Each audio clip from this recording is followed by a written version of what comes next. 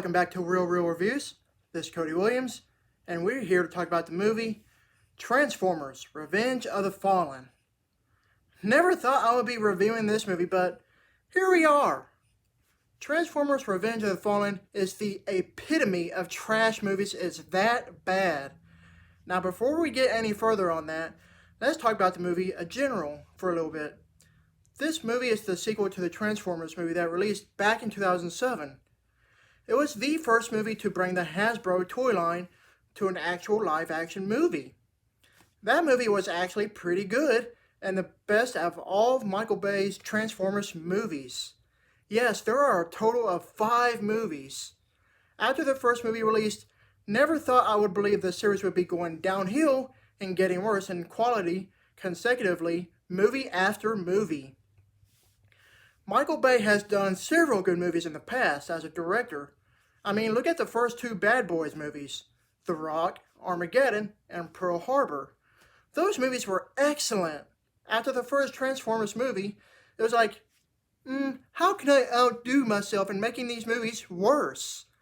I liked Transformers: Revenge of the Fallen as a 19-year-old when it first released in 2009, but that was back then before I started appreciating the art of filmmaking.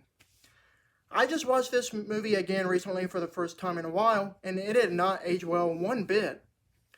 The movie story picks up immediately after the events of the first movie, where the Decepticons and Megatron are defeated by Optimus Prime and the Autobots. If you're not familiar with what Decepticons and Autobots are, I'll fill you in. The Decepticons are the evil faction of the robot race, and the Autobots is the good faction of the robot race. Sam Witwicky, played by Shia LeBeouf, tries to live a normal life and leaves the Autobots behind for a little bit as he enrolls for college. He finds a shard of the Allspark in his jacket and it zaps him. After that, he sees ancient Cybertronian runes in his head, which leads to the Decepticons returning back for round 2. First off, let's talk about the good in this movie. The CGI effects to bring the Transformers to life were visually spectacular, and the voice acting for them were tremendously well done.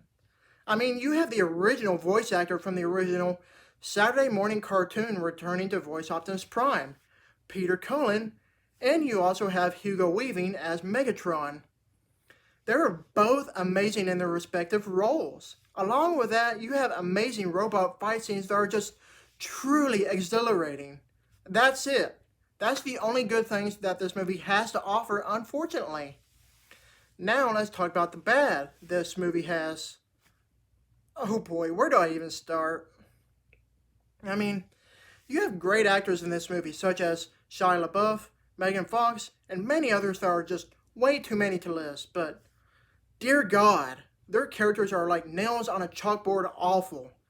Surely it has to be the direction by Michael Bay and the scriptwriters of the movie, because I know darn well it's not the actors' faults. The dialogue is so cringeworthy awful, it makes the first Transformers movie look like a Citizen Kane.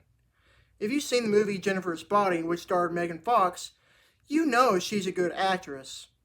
Having her character dumbed down to just being sexually exploited and scantily clad clothing and screaming nonstop for the most part, it really makes this movie seem like it doesn't respect its female characters.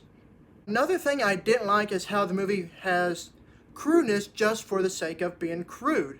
For instance, the movie shows 2 dogs going at it. It has innuendo jokes that aren't funny, and to top it off, we get to see John Turturro's rear end. Why? Why was this movie reduced to this? It's not even funny. The movie completely loses any respectability from me because of this. Not only does this movie have all that nonsense, but the future Transformer movies that released down the line completely got worse in this case.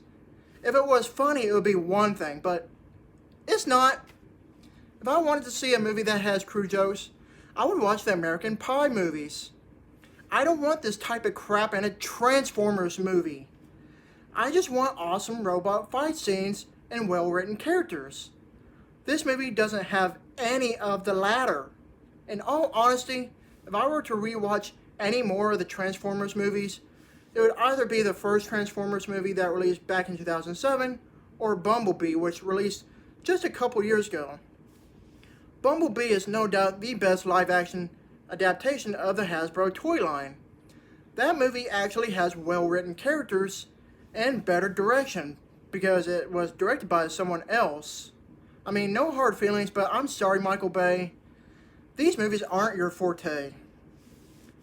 Overall, this movie is an abomination, except for the CGI animation and the robot fight scenes because they were actually cool looking.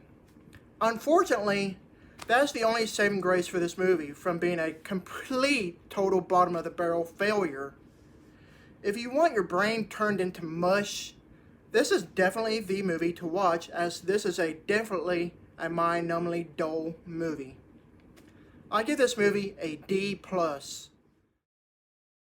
Thank you for watching, and don't forget to like and subscribe to my channel. Keep up with my real reviews.